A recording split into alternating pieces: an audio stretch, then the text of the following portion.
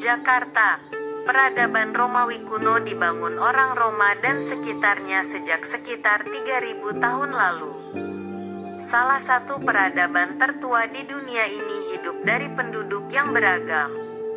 Roma, kota kosmopolitan saat itu, merupakan tempat bernaung orang Spanyol, Yunani, Afrika Utara, Inggris, Galia, Suriah, dan Yahudi.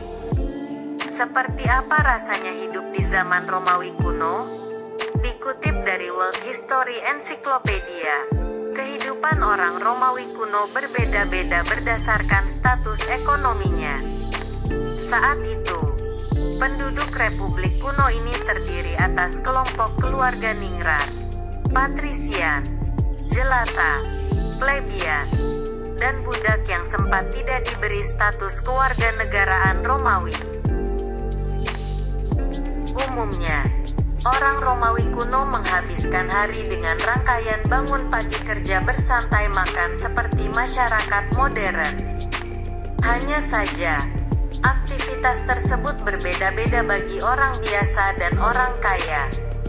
Orang kaya umumnya mandi air panas, makan malam, dan mengecek kegiatan belajar anak-anaknya tiap hari.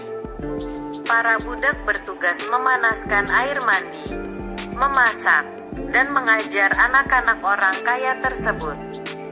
Sementara itu, orang miskin umumnya tidak punya akses ke pendidikan seperti itu. Para orang miskin di zaman Romawi kuno tinggal di rumah petak kumuh dan kadang-kadang hidup dari sumbangan kota. Makanan juga didapat dari jatah gandum bulanan. Untuk minum, warga miskin memperoleh sumber air dari air mancur umum.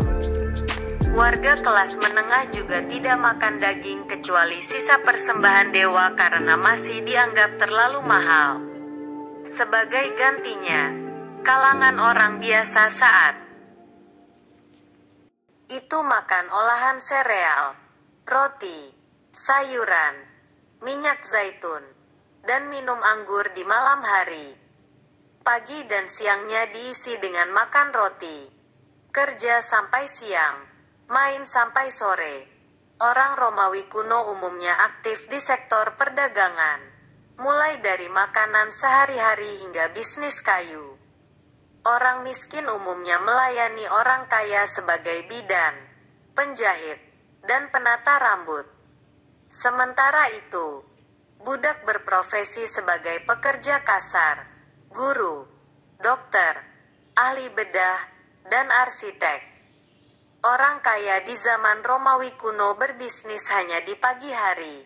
Sementara itu, kalangan menengah bekerja dari terbit fajar sampai siang hari sepanjang 6 jam. Beberapa pedagang terkadang membuka toko lagi di sore hari. Tetapi, orang Romawi umumnya mencari hiburan selepas siang hingga jam makan malam.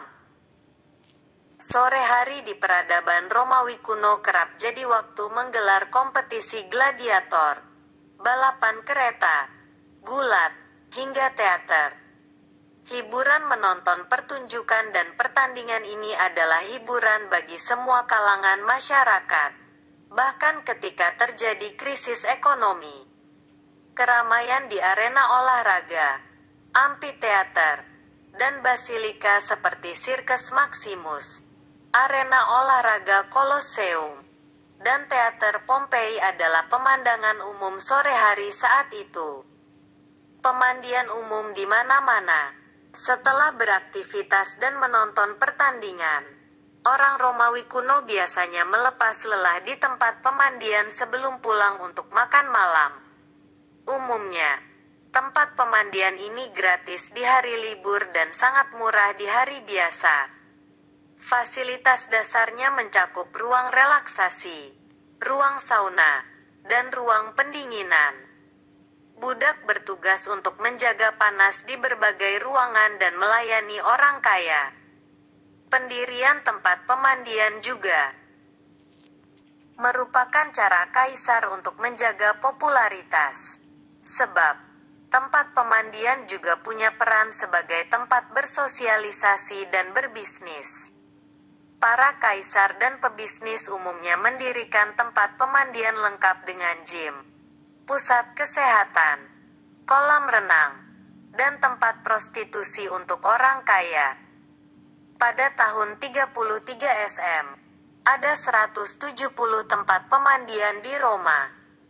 Kelak pada tahun 400 M, ada lebih dari 800 tempat pemandian se-Roma, termasuk pemandian mewah yang didirikan kaisar seperti Baths of Trajan, Caracalla, dan Diocletian. Libur panjang. Selama masa Kaisar Claudius menjabat, 41-54 M, ada 159 hari libur berbisnis di kalender. Perlu diketahui, aktivitas orang Romawi kuno saat itu tidak mengenal hari libur mingguan seperti Sabtu dan Minggu di Indonesia saat ini. Kaisar Marcus Aurelius kelak menganggap kobiin kontorocut torlelu okotom korono. Perempuan dan laki-laki di rumah. Orang Romawi kuno menggunakan konsep paterfamilias, yang menetapkan laki-laki sebagai kepala rumah tangga yang berkuasa penuh. Saat itu, kepala rumah tangga bisa menolak anak yang membantahnya, anak perempuan, anak difabel, atau siapa saja yang tidak ia inginkan di keluarga. La juga berhak menjual anak sebagai budak. Di akhir periode Republik, penerapan kekuasaan ekstrim patria potestas ini berkurang. Perempuan Romawi kuno kemudian dapat bekerja sebagai pembuat roti, apoteker, dan penjaga toko. Seorang perempuan saat itu juga mulai diperkenankan mengajukan perceraian. Saat itu, perempuan mulai boleh keluar dari area rumah, duduk bersama suaminya saat makan malam, pergi ke pemandian meskipun tidak pada waktu yang sama dengan laki-laki.